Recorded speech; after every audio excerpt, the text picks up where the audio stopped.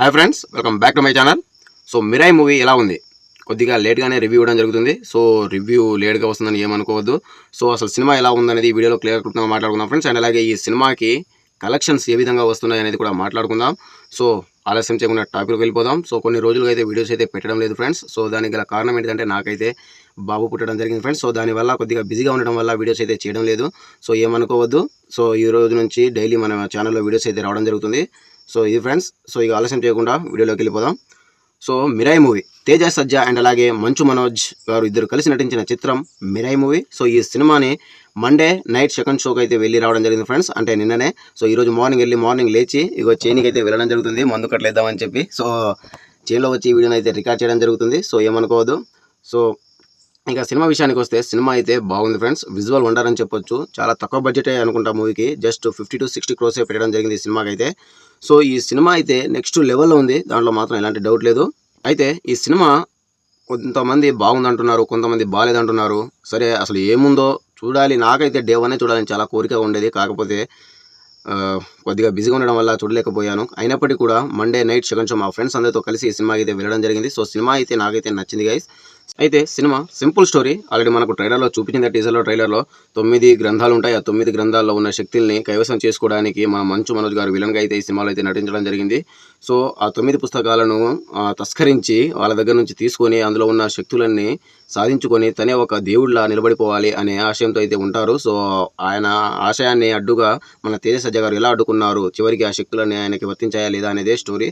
So ఇక cinema visual వండరని చెప్పొచ్చు. తక్కువ బడ్జెట్లో విజువల్ అయితే దీంట్లో ఉన్న విఎఫ్ఎక్స్ షాట్స్ అయితే నెక్స్ట్ లెవెల్లో ఉన్నాయని చెప్పొచ్చు ఫ్రెండ్స్. నిజంగా మనం చాలామంది స్టార్ హీరోలు ఎవరిని తక్కువ చేయడానికి కాదు. చాలామంది స్టార్ హీరోల బడ్జెట్లు చూసుకుంటే ఈ రోజుల్లో 500, 600, 800, 1000 కోట్లు పైగా పెట్టి సినిమాలను తీయడం జరుగుతుంది. కానీ ఆ సినిమాలో లేని విఎఫ్ఎక్స్ షాట్స్ జస్ట్ 50 కోట్లతో తీసిన మిరాయి మూవీలో ఉందంటే నిజంగా గ్రేట్ అని చెప్పొచ్చు. ఆ రేంజ్లో ఉంది. రీసెంట్గా వచ్చిన హనుమాన్ మూవీతో కూడా మన తేజ సజ్జా గారు ఏ రేంజ్లో హిట్ని కొట్టారో మనం ప్రత్యేకించి చెప్పాల్సిన అవసరం లేదు. వరుసగా రెండోసారి ఇది ప్యాన్ హిట్ అనుకుంటాను. అండ్ అలాగే వరుసగా ఇది 300 కోట్లు తెచ్చే సినిమా అయితే ఖచ్చితంగా కనిపిస్తుంది. అలాగే బుకింగ్స్ కూడా నెక్స్ట్ లెవెల్లో జరుగుతున్నాయి. మండే రోజు కూడా నైట్ సెకండ్ షో కూడా దాదాపుగా 50% మన థియేటర్లో ఆక్యుపెన్స్ అవుతున్నాయంటే నాట్ ఏ జోక్ అని చెప్పొచ్చు. ఆ రేంజ్లో అయితే ఉంది. అండ్ అలాగే ఇక ఈ మూవీ కలెక్షన్ విషయానికి వస్తే డే 1 వచ్చి దాదాపుగా 27 కోట్ల గ్రాస్ని రాబట్టింది. అండ్ అలాగే డే 2 వచ్చి 55 కోట్లు. అండ్ అలాగే డే 3 వచ్చి 81 కోట్లు. అంటే దాదాపుగా బ్రేక్ ఈవెన్ అయిపోయింది సినిమా.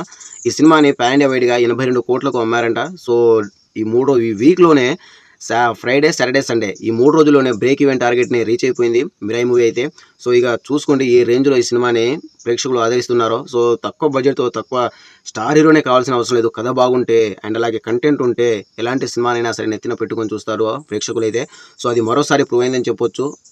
ఏ స్టార్ హీరోకి అందని రేంజ్లో మన తేజ సజ్జా గారు ప్యాన్ హిట్స్ కొడుతూ వరుసగా ఇటు హనుమాన్ మూవీతో 300 కోట్లు, 350 కోట్ల సో గ్రాస్ని రాబట్టిన తేజ సజ్జా గారు ఈసారి రెండోసారి కూడా అదే రేంజ్లో హిట్ని కొట్టబోతున్నారు. క్లియర్గా అర్థమైపోయింది.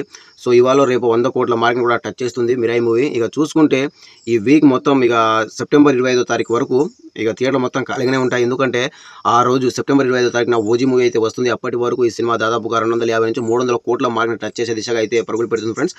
నిన్న మండే రోజు కూడా దాదాపుగా బుక్ మై షోలో ఈ సినిమాకి 1,25,000 టికెట్లు బుక్ అయ్యాయంటే చూసుకోండి సినిమాని ఏ రేంజ్లో ప్రేక్షకులు ఆదరిస్తున్నారో.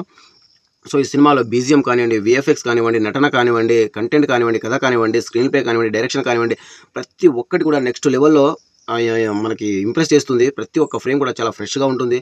అండ్ అలాగే ప్రతి ఒక్క షాట్ కూడా చాలా కొత్తగా ఉంటుంది. విఎఫ్ఎక్స్ షాట్స్ అయితే తక్కువ బడ్జెట్లో ఈ రేంజ్ విఎఫ్ఎక్స్ని ఎవరు ఊహించరు. ఆ రేంజ్లో అయితే విఎఫ్ఎక్స్ ఉంది.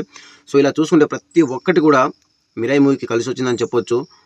అండ్ అలాగే ఈ సినిమాతో పాటు కిష్కింధాపురి కూడా మన బెల్లంకొండ శ్రీనివాస్ గారి మూవీ కూడా రిలీజ్ అయింది ఫ్రెండ్స్. సో ఆ సినిమా రివ్యూ ఈరోజు మధ్యాహ్నం మన ఛానల్లో అయితే ఇవ్వడం జరుగుతుంది. So state on.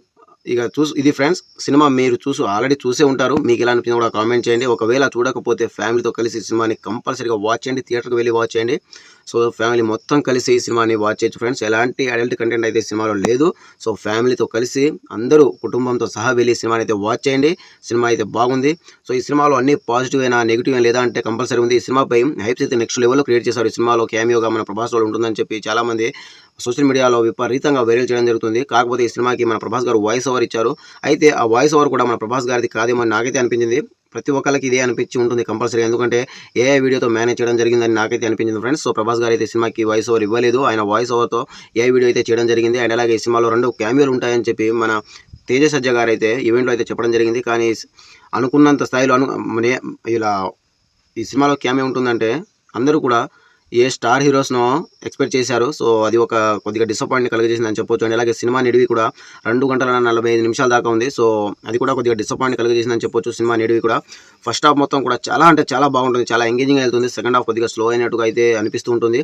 ఓవరాల్‌గా చూసుకుంటే సినిమా అయితే గుడ్. చాలా బాగుంది. సినిమాని అయితే కంపల్సరీగా థియేటర్‌కి వెళ్ళి వాచ్ చేయండి. సినిమా మీకు ఖచ్చితంగా నచ్చుతుంది. సాంగ్స్ కూడా చాలా బాగున్నాయి. బ్యాక్‌గ్రౌండ్ స్కోర్ కూడా చాలా బాగా ఎలివేట్ చేశాయి ప్రతి ఒక్క సీన్‌ని. సో, ఇది ఫ్రెండ్స్ మరోసారి మన తేజ సజ్జా గారు బ్లాక్ బస్టర్‌ని తన ఖాతాలో వేసుకున్నారు. పాన్ ఇండియా స్టార్‌గా అయితే నిలబడిపోయారు. మరోసారి 300 కోట్ల మార్క్‌ని టచ్ చేస్తారు కంపల్సరీగా. సో, ఇది ఫ్రెండ్స్ మీరేమనుకున్నారు? మీరు సినిమా చూస్తుంటే మీకు ఎలా అనిపిందో కూడా కామెంట్ చేయండి. అండ్ అలాగే సినిమా కంపల్సరీగా థియేటర్‌కి వెళ్ళి వాచ్ చేయండి. చాలా తక్కువ టికెట్ రేట్స్, నిజంగా ఈ సినిమాకి టికెట్స్ హైక్స్ అయితే ఇవ్వలేదు. జస్ట్ నేనైతే ₹50 పెట్టి అయితే ఈ సినిమాని అయితే చూడడం జరిగింది. సినిమా అయితే నెక్స్ట్ లెవెల్‌లో ఉంది ఫ్రెండ్స్. కంపల్సరీగా థియేటర్‌కి వెళ్ళి వాచ్ చేయండి. సో, ఇది ఫ్రెండ్స్ మరో కొత్త ఇంట్రెస్టింగ్ అప్డేట్ అయితే మీ ముందుకు వస్తాను. అండ్ బై బై, శివసేనగా. Thank you.